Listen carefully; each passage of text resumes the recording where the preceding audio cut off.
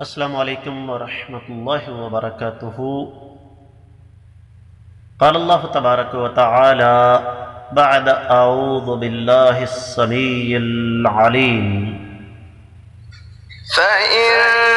تَوَلَّيْتُمْ فَمَا سَأَلْتُكُم مِّنْ أَجْرٍ إِنْ أَجْرِيَ إِلَّا عَلَى اللَّهِ وَأُمِرْتُ أَنْ أَكُونَ مِنَ الْمُسْلِمِينَ۔ معزز خواتین و حضرات، اللہ مالک العلم رب ذو الجلال والاکرام کا پاکیزہ اور مقدس کلام قرآن مجید، جو رب کائنات نے امام الانبیاء سید الانبیاء خاتم النبیین سید الاولین والآخرین امام کائنات صلی اللہ علیہ وسلم پر نازل فرمایا، اس کتاب مقدس کا 11واں پارہ سورہ مبارکہ کا نام یونس، اور اس سورہ مبارکہ کی ہے 72ویں، اور اس آیت مبارکہ کا بنیادی طور پر موضوع یہ ہے کہ انبیاء علیہ السلام کی سنت یہ ہے کہ اللہ تعالیٰ کا دین پھیلاتے ہوئے کوئی دنیاوی مقصد سامنے نہیں ہونا چاہیے۔ دعوت دنیاوی مقاصد سے بالا تر ہوا کرتی ہے۔ فرمایا فَإِن تَوَلَّيْتُمْ، یہ بات یہ نوح علیہ السلام نے طنزیہ طور پر نہیں کہی، کوئی چیلنج کے طور پر نہیں کہی، بلکہ سمجھانے کے لیے کہی ہے کہ تمہیں یہ بات سمجھ آ جانی چاہیے کہ تم میرا کچھ نہیں بگاڑ سکتے، اس لیے کہ میں اللہ پر بھروسہ کرتا ہوں، تو میری دعوت خالص اور سچی ہے۔ فَإِن تَوَلَّيْتُمْ، بس اگر تم نے منہ پھیر لیا، فَمَا سَأَلْتُكُمْ، تو میں نے تم سے نہیں سوال کیا ہے، من اجر، کسی معاوضے کا، ان اجریہ، میرا معاوضہ، الا علی اللہ، صرف اللہ تعالیٰ کے ذمے ہے، وَأُمِرْتُ، اور مجھے یہ حکم دیا گیا ہے، ان اکون من المسلمین، کہ میں اللہ کے فرما بردار بندوں میں سے ہو جاؤں۔ با محاورہ ترجمہ سماعت فرمائیے گا۔ سیدنا نوح علیہ السلام نے اپنی قوم سے مخاطب ہو کر یہ کہا، یہ فرمایا کہ اگر تم نے منہ پھیر لیا تو میں تو تم سے کسی معاوضے کا سوال کرنے والا نہیں ہوں، میرا اجر، میرا معاوضہ تو اللہ تعالیٰ کے ذمے ہے، اور مجھے حکم ہوا ہے کہ میں اللہ کے فرما بردار بندوں میں سے ہو جاؤں۔ امام ابن کثیر رحمۃ اللہ علیہ نے اس آیت مبارکہ کی تفسیر بیان کرتے ہوئے ارشاد فرمایا کہ فَإِن تَوَلَّيْتُمْ، معنی یہ ہے کہ ان کذبتم، اگر تم مجھے جھٹلاتے ہو، وَأَدْبَرْتُمْ عَنِ الطَّاعَةِ، اور میری اطاعت کرنے سے منہ پھیر لیتے ہو، تو پھر فَمَا سَأَلْتُكُم مِّنْ أَجْرٍ، میں تم سے کسی اجرت کا، کسی معاوضے کا، کسی اجر کا سوال نہیں کرتا۔ ان اجریہ الا علی اللہ وامرت ان اکون من المسلمین، ابن کثیر رحمۃ اللہ علیہ فرماتے ہیں کہ اس کا معنی یہ ہے کہ مجھے تو اس بات کا حکم ہوا ہے کہ میں خود اللہ کا فرما بردار بندہ بن جاؤں اور تمہیں بھی اس کی طرف دعوت دوں۔ نوح علیہ السلام کی یہ بات سورۃ النمل کی 91ویں آیت مبارکہ میں بھی ہے، ابن کثیر رحمۃ اللہ علیہ وہ آیت مبارکہ لے کر آئے ہیں، وَأُمِرْتُ أَنْ أَكُونَ مِنَ الْمُسْلِمِينَ۔ پھر سیدنا ابراہیم علیہ السلام کے بارے میں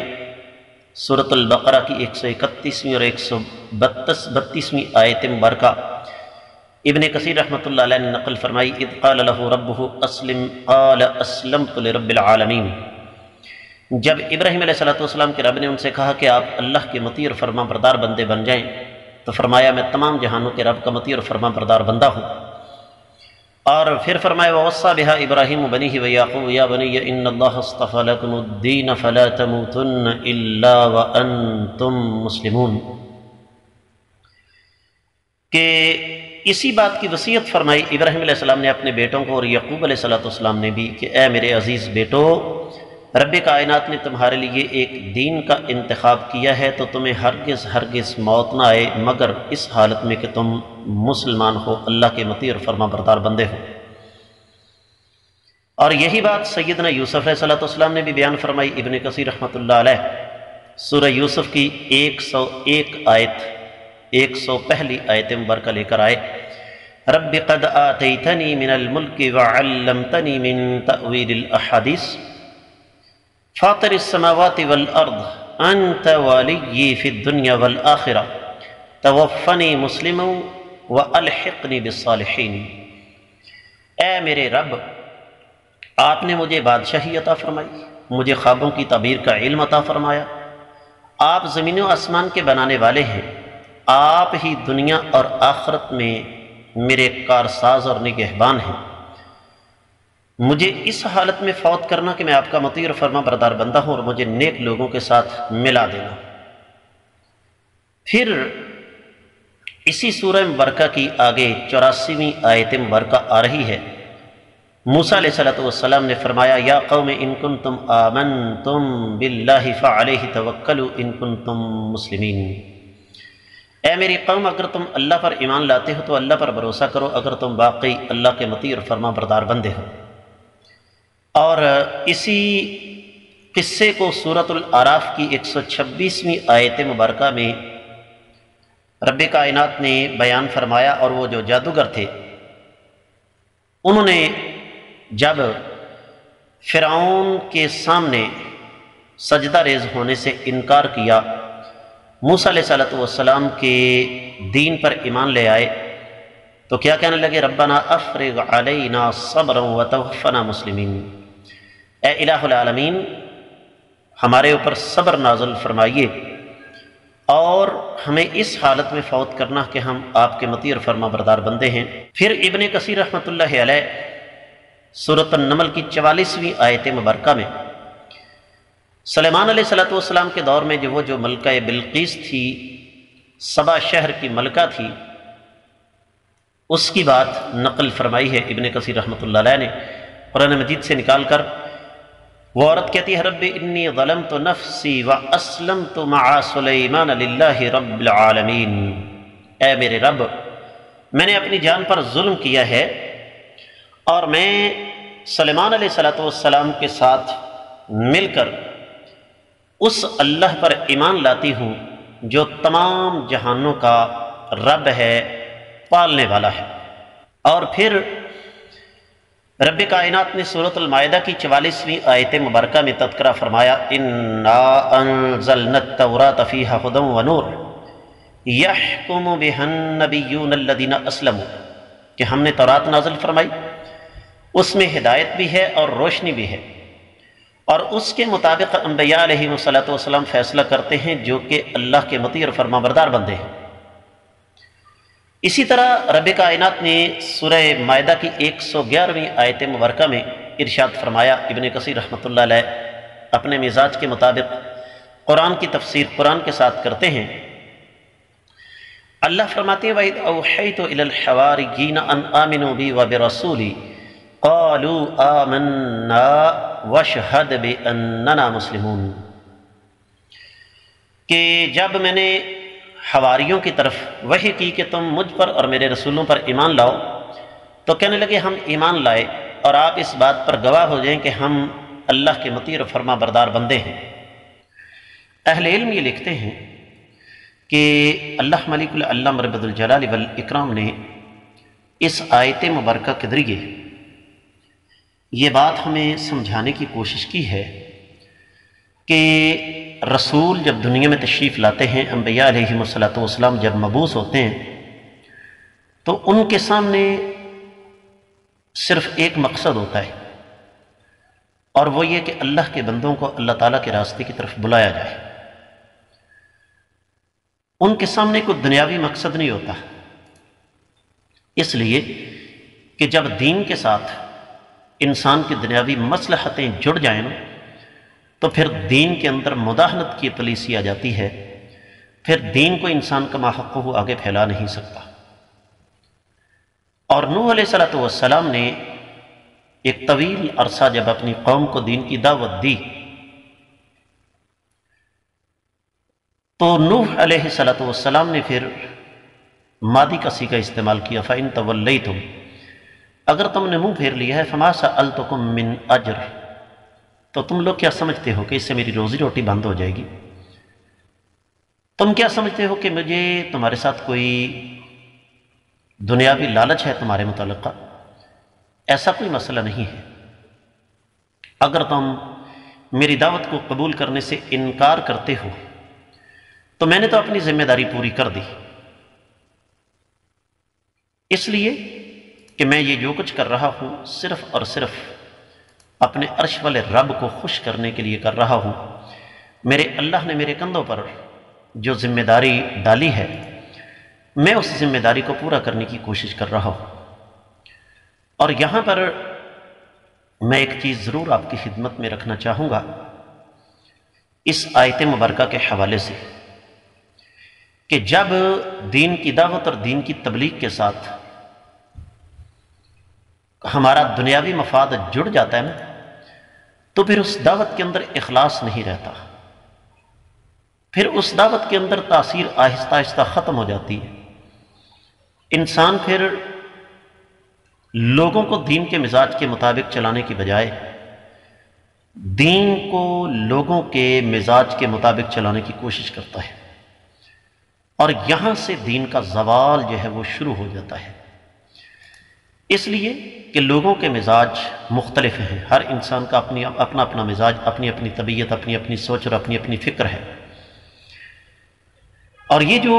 علماء کرام کو تانا دیا جاتا ہے نا فرقہ وریت کا، جی علماء کرام لوگوں کو اکٹھا نہیں ہونے دیتے، اصل بات یہ ہے کہ ہم لوگ علماء کرام کو یہاں تک پہنچنے نہیں دیتے کہ وہ لوگوں کو اکٹھا کریں۔ ہم ان کے سامنے دنیاوی مفادات کے اتنے ڈھیر لگا دیتے ہیں کہ وہ اپنی دنیاوی مصلحتوں کے تحت مجبور ہو جاتے ہیں کہ اصل اور خالص دین لوگوں تک پہنچانے کی بجائے دین میں مداہنت سے کام لے، لوگوں کے مزاج کے مطابق دین کو چلانے کی کوشش کریں۔ اور یہ کوئی چھوٹا سا مسئلہ نہیں ہے۔ کیسی عجیب و غریب بات ہے کہ ایک طرف ہماری اکثریت بچوں کو اس لیے دین کی طرف نہیں لے کر آتی کہ بیٹا اگر دین کا داعی بن گیا، عالم بن گیا تو کھائے گا کہاں سے، اور دوسری طرف ہم لوگ یہ الزام لگاتے ہیں لو جی علماء اکرام تو کھاتے ہی بہت ہیں۔ اب ان دونوں میں سے کس بات کا یقین کیا جائے، کس بات کو درست مانا جائے اور کس کو غلط مانا جائے؟ تو اس لیے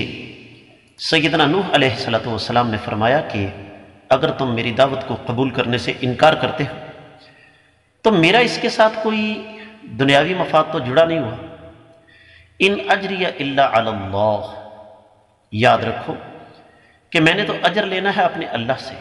میرا اللہ مجھے رزق بھی عطا کرنے والا ہے، میری حفاظت بھی کرنے والا ہے، اور آخرت میں میرا اللہ مجھ سے جب ذمہ داری کے بارے میں سوال کرے گا تو میں نے تو چونکہ اپنا فرض پورا کر دیا، لہذا میں مطمئن ہوں کہ قیامت والے دن اللہ تعالیٰ کی بارگاہ میں انشاءاللہ سرخرو ہو جاؤں گا۔